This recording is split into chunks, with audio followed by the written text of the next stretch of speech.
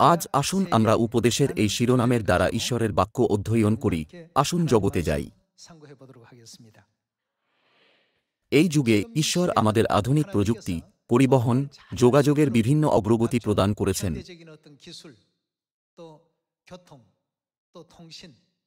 যা আমাদের কার্যকরীভাবে সুসমাচার প্রচার করতে সক্ষম করে। তাই, যদিও আমরা বিদেশে যেতে না পারি, তবুও ইন্টারনেটের মতো প্ল্যাটফর্মের দ্বারা লোকেদের কাছে আমাদের চার্চের পরিচয় করানোর জন্য ঈশ্বর আমাদের অসংখ্য প্রযুক্তি দিয়েছেন।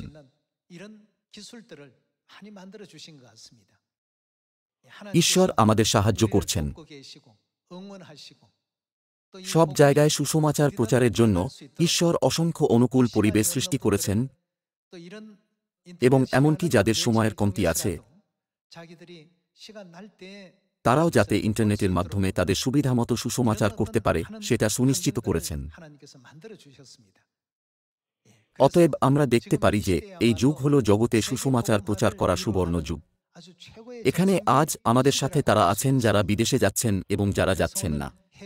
কিন্তু আপনারা এই দেশকে বিদেশ বলে মনে করতে পারেন।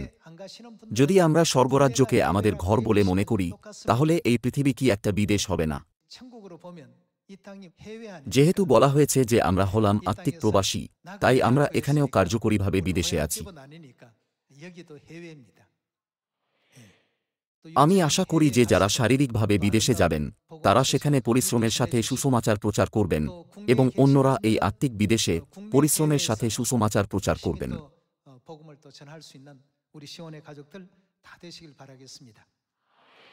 আসুন মার্ক 16 অধ্যায় খুলি।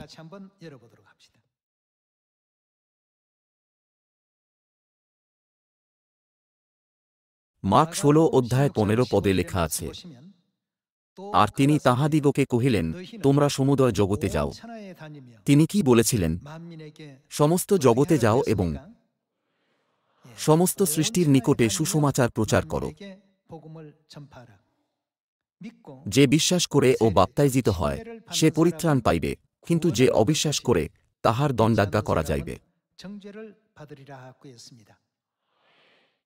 এই জগতের প্রতি ঈশ্বরের হৃদয় কিভাবে স্পন্দিত হয়, আমাদের এই দৃশ্যকে ভালোভাবে দেখা দরকার। ঈশ্বর চান সারা জগতের সমস্ত লোকেরা যেন সুসমাচার গ্রহণ করে। বাইবেল কি বলে না যে ঈশ্বর চান সকলে যেন সত্যের তত্ত্বজ্ঞান প্রাপ্ত করে? সেই জন্যই তিনি আমাদের জগতের সমস্ত লোকের কাছে যাওয়ার আজ্ঞা দিয়েছেন। অতএব তোমরা গিয়া সমুদয় জাতিকে শিষ্য করো, পিতার ও পুত্রের ও পবিত্র আত্মার নামে তাহাদিগকে বাপ্তাইজ করো। আমি তোমাদিগকে যাহা যাহা আজ্ঞা করিয়াছি, সে সমস্ত পালন করিতে তাহাদিগকে শিক্ষা দেও। এটাই তিনি আমাদের শিক্ষা দিয়েছেন। ঈশ্বরের হৃদয় ও মন জগৎকে বাঁচানোর প্রতি কেন্দ্রিত, যা সমস্ত লোকেদের উদ্ধার পাওয়ার জন্য অপেক্ষা করে।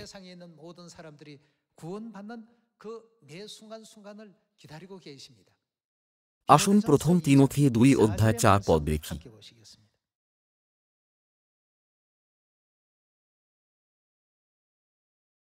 2 অধ্যায় 4 পদ। তাঁহার ইচ্ছা এই, যেন সমুদয় মনুষ্য।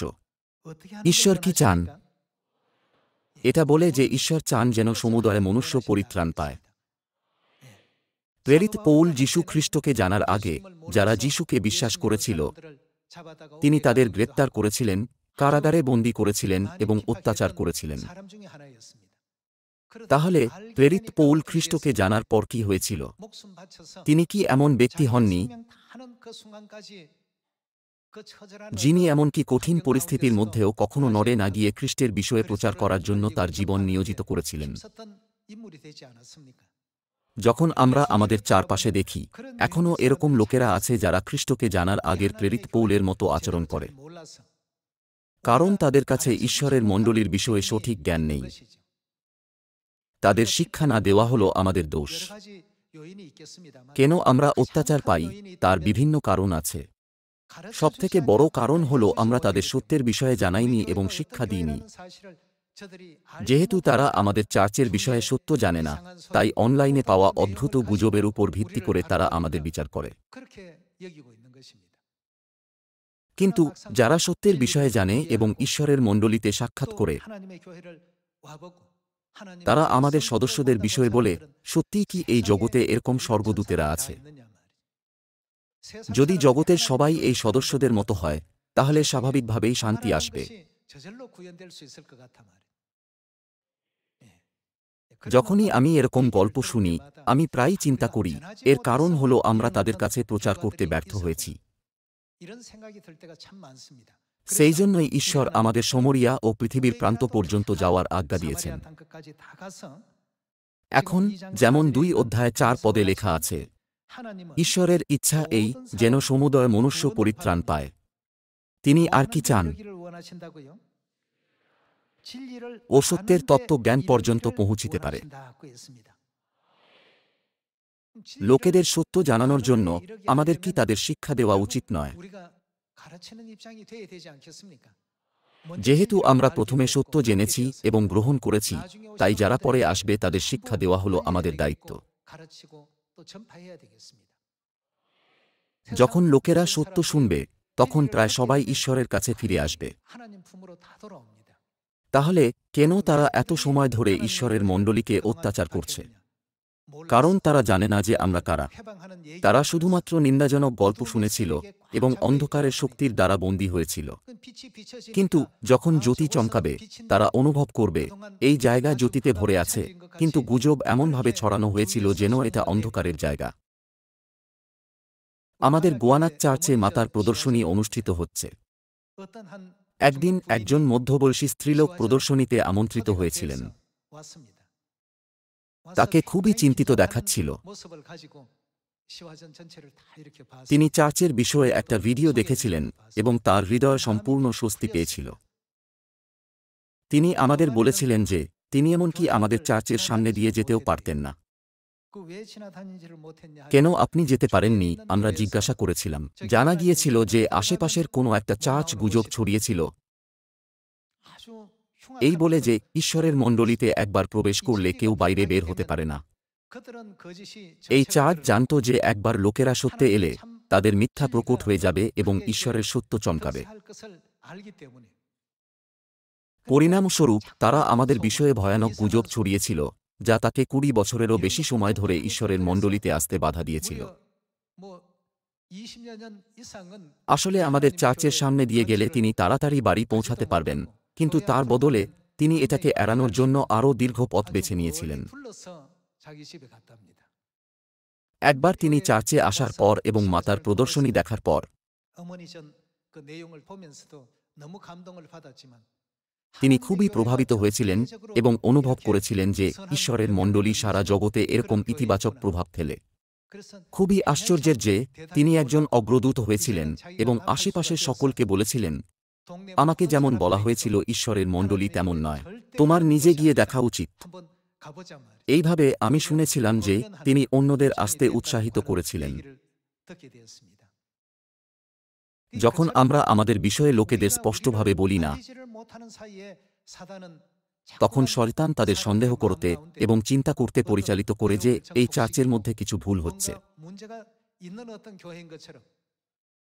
এমনকি প্রথম মণ্ডলীতেও যারা যিশুকে বিশ্বাস করেছিল তাদের এরকম বলে চিহ্নিত করা হয়েছিল যে একটা অদ্ভুত দল যারা মানুষের মাংস খায় ও মানুষের রক্ত পান করে, বা একটা এমন দল যারা অদ্ভুত রীতি পালন করার জন্য কবরে একত্র হয়।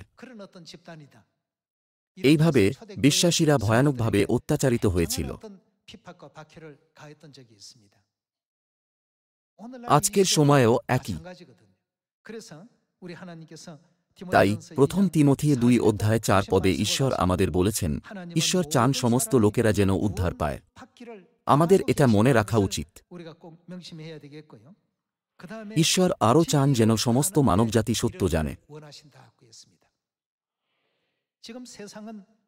এখনকার দিনে এই জগৎ ঈশ্বরের আরাধনা করা সঠিক দিন জানে না।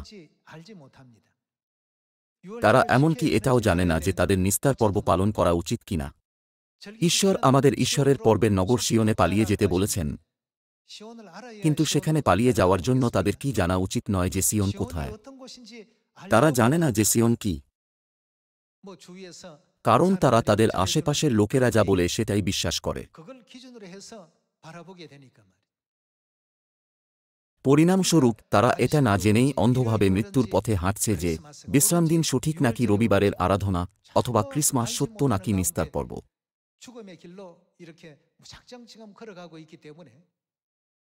ঈশ্বর চান যে সমস্ত লোকেরা যেন উদ্ধার পায় এবং সত্যের দ্বারা তিনি আমাদের তাঁর ইচ্ছার বিষয়ে শিক্ষা দিয়েছেন যাতে আমরা গিয়ে সবাইকে শিক্ষা দিতে পারি এবং তাদের সত্য জানার দিকে পরিচালিত করতে পারি।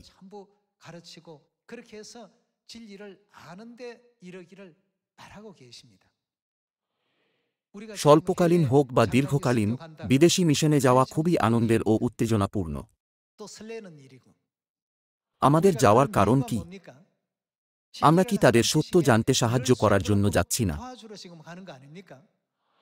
আমরা তাদের ঈশ্বরের নতুন নিয়ম, জীবনের সত্য জানতে সাহায্য করার জন্য যাচ্ছি। আমরা পিতা ও মাতার বিষয়ে প্রচার করি, আমরা নতুন নিয়ম এবং সিওনের বিষয়ে প্রচার করি। সেই জন্যই কি আমরা জগতে এই সমস্ত শিক্ষা দেওয়ার জন্য যাই না? মার্ক 16 এবং মথি 28 অধ্যায় 18 পদ দেখার দ্বারা এটা স্পষ্ট যে ঈশ্বর কখনো আমাদের স্থির থাকতে বলেননি, বরং তিনি আমাদের কি আজ্ঞা দিয়েছেন? তিনি বলেছিলেন, যাও।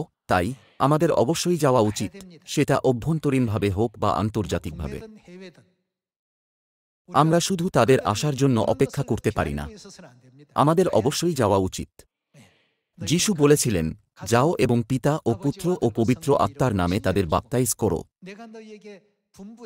আমি তোমাদের যে সকল আজ্ঞা দিয়েছি সেই সমস্ত পালন করতে তাদের শিক্ষা দাও। অন্য কথায়, আমাদের ঈশ্বরের দেওয়া সমস্ত শিক্ষা কি করা উচিত? যেহেতু তিনি চান সকলেই সত্য জানুক, তাই আমাদের কি তাদের সত্য শেখানো উচিত নয়? ক্রুশ কি মূর্তি নাকি চার্চের কোনো পবিত্র বস্তু? যারা এই দুটির মধ্যে পার্থক্য করতে পারে না এবং অন্ধভাবে অন্যদের অনুসরণ করে, আমাদের যাওয়া উচিত এবং তাদের আত্মিক চোখ, কান ও বিচক্ষণতার হৃদয়কে খোলা উচিত। প্রথম তিমোথী 2 অধ্যায়ে লেখা আছে যে ঈশ্বর আমাদের কাছ থেকে এটাই চান। এখনও অসংখ্য লোক আছে যারা পিতার নাম বা স্বর্গীয় মাতার বিষয়ে জানে না।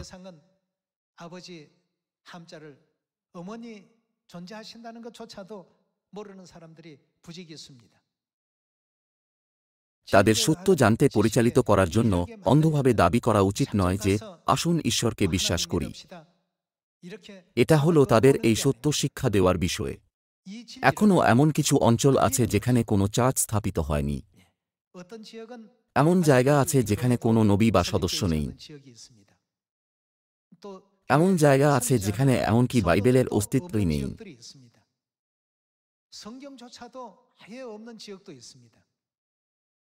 আমাদের তাড়াতাড়ি যাওয়া উচিত। আসুন এরকম জায়গায় যাই এবং স্বর্গীয় পিতা ও মাতার বিষয়ে প্রচার করি, জীবনের খবর ভাগ করি এবং ঘোষণা করি যে স্বর্গরাজ্যের অস্তিত্ব আছে।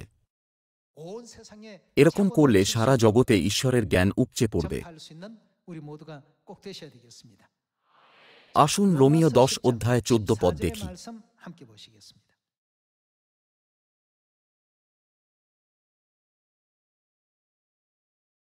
তবে তাহারা যাহাতে বিশ্বাস করে নাই, কেমন করিয়া তাহাকে ডাকিবে? আর যাহার কথা শুনে নাই, কেমন করিয়া তাহাতে বিশ্বাস করিবে? আর প্রচারক না থাকিলে কেমন করিয়া শুনিবে? 14 পদে জিজ্ঞাসা করা হয়েছে, যাহার কথা শুনে নাই, কেমন করিয়া তাহাতে বিশ্বাস করিবে? আপনারা কি কখনো তাদের বিষয়ে চিন্তা করেছেন যারা একবারও ঈশ্বরের নাম না শুনে মারা যায়? তারা কতই না অসহায়। সেই আত্মা সত্যিই এই পৃথিবীতে সবথেকে দুর্ভাগ্যজনক হবে। সেই জন্যই ঈশ্বর আমাদের পাঠিয়েছেন। অতএব তোমরা গিয়া সমুদয় জাতিকে শিষ্য করো, পিতার ও পুত্রের ও পবিত্র আত্মার নামে তাহাদিগকে বাপ্তাইজ করো। আমি তোমাদিগকে যাহা যাহা আজ্ঞা করিয়াছি, সে সমস্ত পালন করিতে তাহাদিগকে শিক্ষা দেও। আর প্রথম তিমথিয় 2 অধ্যায় 4 পদে লেখা আছে যে ঈশ্বর চান সমস্ত মানবজাতি যেন উদ্ধার পায় এবং সত্য জানে। যেহেতু ঈশ্বর সমস্ত মানবজাতিকে সত্য জানাতে চান, আমাদের অবশ্যই তাদের বিশ্রাম দিন, নিস্তার পর্ব, নতুন নিয়ম, মলকিসেদকের রীতি এবং খ্রিস্ট আনসাংহং ও নতুন জেরুসালেম স্বর্গীয় মাতার বিষয়ে শিক্ষা দেওয়া উচিত।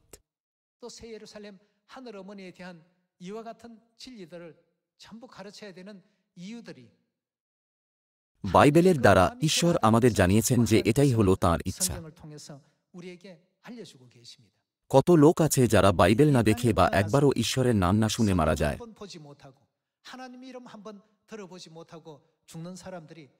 কিছু লোকেরা এমন একটা শহরে বাস করে যেখানে কেউ ঈশ্বরের বাক্য প্রচার করেনি। এটা অত্যন্ত দুর্ভাগ্যজনক। যদি একটা শহরে 10 জনেরও কম লোক থাকে যারা ঈশ্বরকে জানে এবং আমরা সেই শহরে সম্পূর্ণভাবে সুসমাচার প্রচার না করি, তাহলে এটা কি অনুচিত বিষয় নয়? আমাদের তাদের একা ছেড়ে দেওয়া উচিত নয়। আমাদের অবশ্যই তাদের জানানো উচিত। আমি আশা করি যে আপনারা যেখানেই থাকুন না কেন, দেশে হোক বা বিদেশে, আপনারা সবাই আমাদের দেওয়া ঈশ্বরের সত্যকে ভাগ করবেন।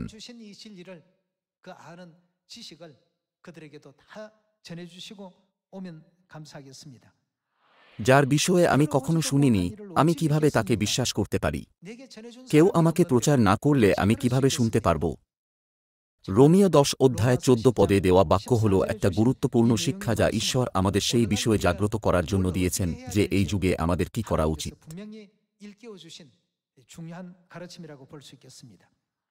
আসুন রোমীয় 1 অধ্যায় 16 পদ দেখি।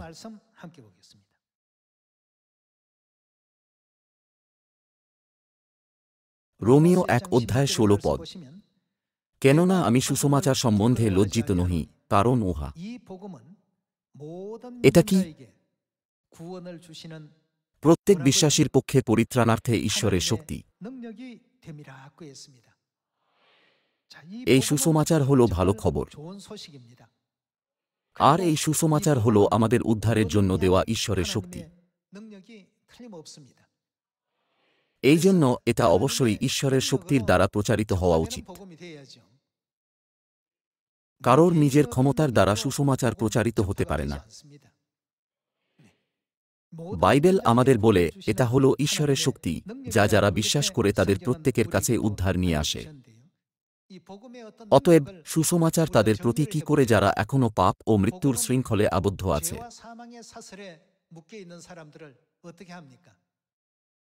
এর মধ্যে সেই শিকলগুলি ভেঙে তাদের মুক্ত করার শক্তি আছে। এই সুসমাচারের দ্বারা পরিবার, ব্যক্তি, জাতি এবং এমনকি দেশ রূপান্তরিত হয়।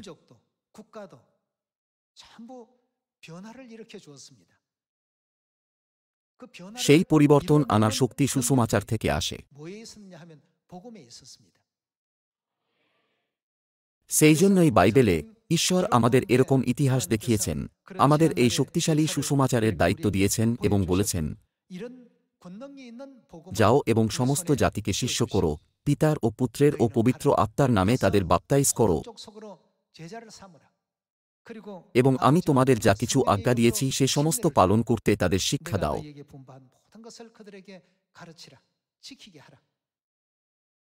এই সুসমাচার শিক্ষা দেওয়ার এবং প্রচার করার দ্বারা ব্যক্তি, পরিবার, সমাজ এবং এমনকি জাতি রূপান্তরিত হতে পারে। ঈশ্বর সুসমাচারের দ্বারা এই আশ্চর্য শক্তির ব্যবস্থা করেছেন।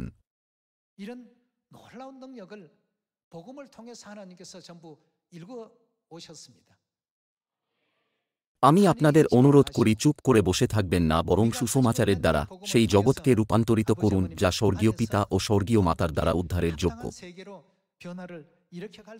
আসুন মথি 28 অধ্যায় দেখি। এই রূপান্তরের কাজে ঈশ্বর আমাদের শুধু এই জগতেই পাঠাননি, কিন্তু সাহায্য করার প্রতিজ্ঞাও করেছেন, এই বলে যে আমি যুগান্ত পর্যন্ত প্রতিদিন তোমাদের সঙ্গে সঙ্গে আছি। আসুন মথি 28 অধ্যায় 18 পদ দেখি।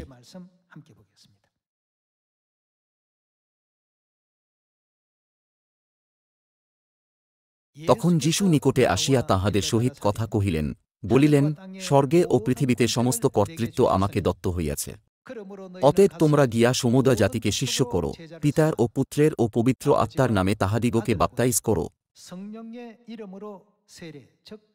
আমি তোমাদিগকে যাহা যাহা আজ্ঞা করিয়াছি সে সমস্ত পালন করিতে তাহাদিগকে শিক্ষা দেও। আর দেখো, তিনি আমাদের কি প্রতিজ্ঞা করেছেন, আমি যুগান্ত পর্যন্ত প্রতিদিন তোমাদের সঙ্গে সঙ্গে আছি। সুসমাচারের এই যাত্রায় আমাদের কখনো একা না থাকার কারণ হল ঈশ্বর সবসময় আমাদের সাথে আছেন। আমরা হয়তো অনুভব করতে পারি যে আমরা একা এটা করছি, কিন্তু আসলে ঈশ্বর সবসময় আমাদের পাশে আছেন। যেভাবে তিনি দুজন শিষ্যের সাথে ইনমায়ু নামক গ্রামের দিকে চলেছিলেন, একইভাবে তিনি সবসময় আমাদের সাথে আছেন, আমাদের সাহায্য করছেন, অসম্ভবকে সম্ভব করছেন এবং আমাদের জন্য পথ তৈরি করছেন। শুধু দেখুন যে কিভাবে ঈশ্বর লোহিত সাগরের মধ্য দিয়ে একটা পথ তৈরি করেছিলেন, যাতে ইসরায়েলীয়রা এটা পার হতে পেরেছিল। মরুভূমিতে কোনো খাবার বা কোনো রেস্টুরেন্ট ছাড়াই ঈশ্বর 40 বছর ধরে প্রতিদিন 6 লাখ পুরুষ এবং তাদের পরিবারের জন্য একটা মহাভোজের ব্যবস্থা করেছিলেন। যখন আমরা এটা দেখি, এটা আমাদের গভীরভাবে বুঝতে সাহায্য করে যে যেহেতু পিতা ও মাতা সবসময় আমাদের সাথে আছেন, তাই আজ আমাদের চার্চ আছে এবং সুসমাচার সমরিয়া ও পৃথিবীর প্রান্ত পর্যন্ত ছড়িয়ে পড়ছে। যারা বিদেশি মিশনে আছেন তারা বুঝতে পারবেন। তারা বলে, আমি সত্যিই অনুভব করি যে সুসমাচার কর্মীদের অভাব আছে। যখন কোরিয়ায় ফিরে যাওয়ার এবং নতুন সদস্যদের ছেড়ে যাওয়ার সময় এসেছিল, এটা হৃদয়ভঙ্গকারী ছিল এবং আমার এগিয়ে যাওয়া কঠিন ছিল। ভাই ও বোনেরা, এটা সত্য। আমরা সম্পূর্ণ হৃদয় দিয়ে উৎসর্গীকরণের সাথে প্রতিটি আত্মাকে নির্দেশনা দিতে ও পরিচালিত করতে সমস্ত প্রচেষ্টা করেছিলাম ঈশ্বরের ইচ্ছা অনুসারে, যিনি চান সমস্ত লোকেরা যেন সত্যের তত্ত্বজ্ঞান পেতে পারে। মথি 28 অধ্যায়ে ঈশ্বর আমাদের একা ছেড়ে দেননি, কিন্তু বলেছেন, আমি যুগান্ত পর্যন্ত প্রতিদিন তোমাদের সঙ্গে সঙ্গে আছি। ঈশ্বর সবসময় আমাদের সাথে আছেন, সেনাবাহিনীতে, সমাজে, অভ্যন্তরীণভাবে এবং বিদেশে। আমরা যেখানেই থাকি না কেন, ঈশ্বর সবসময় আমাদের সাথে আছেন। তিনি সবসময় পাপীদের অনুতাপ করতে সাহায্য করেন। আসুন লুক 15 অধ্যায়ে যাই।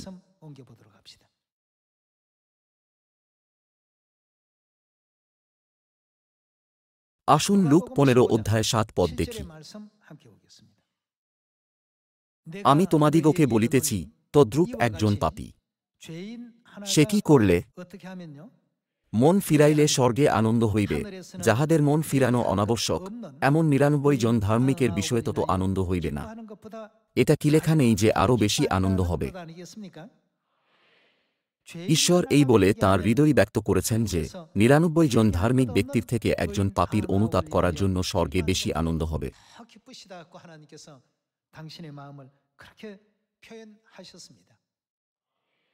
সেই জন্যই আমাদের সমরিয়া ও পৃথিবীর প্রান্ত পর্যন্ত সকলের উদ্ধারের জন্য উৎসাহের সাথে কাজ করা উচিত।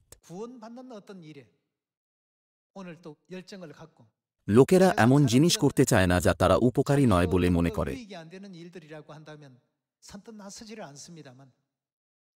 ঈশ্বর তাঁর নিজের লাভের জন্য ক্রুশ বহন করেননি। তিনি কি আমাদের উপকারের জন্য সমস্ত কষ্ট সহ্য করেননি? তাঁর এটা দরকার ছিল বলে ঈশ্বর নতুন নিয়ম স্থাপন করেননি। কাদের জন্য নতুন নিয়ম স্থাপিত হয়েছে? তিনি নিস্তার পর্বের দিনে নতুন নিয়ম স্থাপন করার উদ্দেশ্য প্রকট করেছিলেন। যিশু বলেছিলেন, যা তোমাদের নিমিত্ত পাতিত হয়। সমরিয়া ও পৃথিবীর প্রান্ত পর্যন্ত ঈশ্বরের মহান প্রেম ছড়িয়ে দেওয়ার জন্য আমাদের জগতের সমস্ত লোকেদের সত্য শিক্ষা দেওয়া উচিত।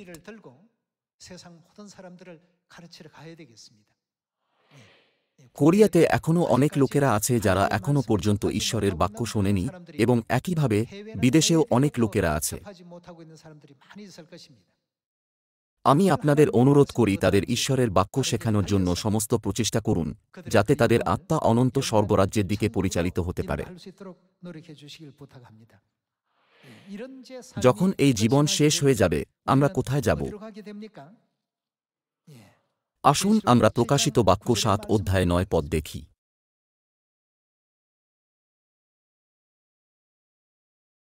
7 অধ্যায় 9 পদে লেখা আছে, ইহার পরে আমি দৃষ্টি করিলাম, আর দেখো, প্রত্যেক জাতির ও বংশের ও প্রজাবৃন্দের ও ভাষার বিস্তর লোক, তাহা গণনা করিতে সমর্থ কেহ ছিল না। তারা কোথায় দাঁড়িয়েছিল? সিংহাসনের সম্মুখে ও মেষশাবকের সম্মুখে দাঁড়াইয়া আছে। তাহারা শুক্লবস্ত্র পরিহিত, ও তাহাদের হস্তে খরজুর পত্র, এবং তাহারা উচ্চ রবে চিৎকার করিয়া কহিতেছে, পরিত্রাণ আমাদের ঈশ্বরের, যিনি সিংহাসনে বসিয়া আছেন, এবং মেষশাবকের দান আর সমুদয় দূত সিংহাসনের ও প্রাচীনবর্গের ও চারি প্রাণীর চারিদিকে দাঁড়াইয়াছিলেন। তাহারা সিংহাসনের সম্মুখে অধোমুখে প্রণিপাত করিয়া ঈশ্বরের ভজনা করিয়া কহিলেন, আমেন, ধন্যবাদ ও গৌরব ও জ্ঞান ও প্রশংসা ও সমাদর ও পরাক্রম ও শক্তি যুগ পর্যায়ের যুগে যুগে আমাদের ঈশ্বরের প্রতি বর্তুক। আমেন। এখানে ঈশ্বরের সামনে কে দাঁড়াবে? ঈশ্বরের সিংহাসনের সামনে অসংখ্য লোক দাঁড়াবে, যাদের সংখ্যা কেউ গণনা করতে পারবে না। এই দৃশ্য বর্ণনা করে যে অসংখ্য আত্মা অনুতাপ করেছিল এবং ঈশ্বরের কাছে ফিরে এসেছিল। এটা একটা মহিমাময় সময় হবে যখন আমরা ঈশ্বরের সিংহাসনের সামনে মহিমা, সম্মান ও প্রশংসা জানাব। এই সময় অবশ্যই আসবে। সুসমাচার কাজ সম্পন্ন করার প্রচেষ্টা ও পরিশ্রম হল অল্প সময়ের জন্য। এই সমস্ত প্রচেষ্টা জমা হবে এবং অনেক আত্মা অনুতাপ করবে ও মহিমার সহভাগী হবে। আসুন আমরা নিশ্চিত করি যে এই যুগের বিষয়ে ঈশ্বর আমাদের কি শিক্ষা দিয়েছেন। আসুন যোহন 4 অধ্যায় 35 পদ দেখি।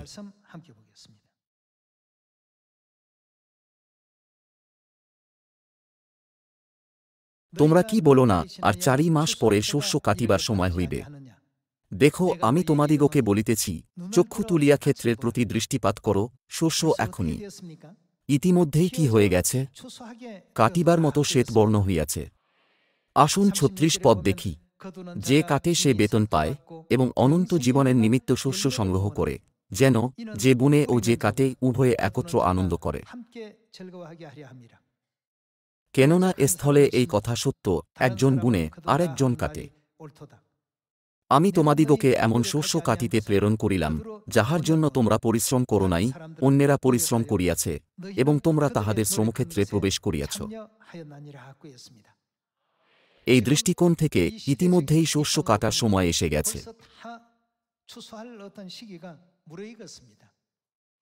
যেহেতু আমরা এমন পরিস্থিতিতে আছি যেখানে আমাদের এই মুহূর্তেই ফসল কাটা উচিত, আমি আশা করি যে এই বছর আমরা সেই সমস্ত ফল সংগ্রহ করতে পারব যা আমরা এখন পর্যন্ত বপন করেছি। আমাদের এশিয়া, আফ্রিকা, ওশিয়ানিয়া, ইউরোপ, উত্তর আমেরিকা, মধ্য আমেরিকা, দক্ষিণ আমেরিকা, উত্তর ভারত, দক্ষিণ ভারত, রাশিয়া, ব্রাজিল এবং সমগ্র কোরিয়া জুড়ে ঈশ্বরের সুসমাচার ও উদ্ধারের সত্য প্রচার করা উচিত। আমি আশা করি সিওনের সমস্ত সন্তানরা রূপান্তরিত হবেন এবং পরিশ্রমের সাথে সুসমাচার প্রচার করবেন, এই বিশ্বাস করে যে আমরা ঈশ্বরের সাথে স্বর্গরাজ্যে অনন্ত জীবন ও আশীর্বাদ উপভোগ করব।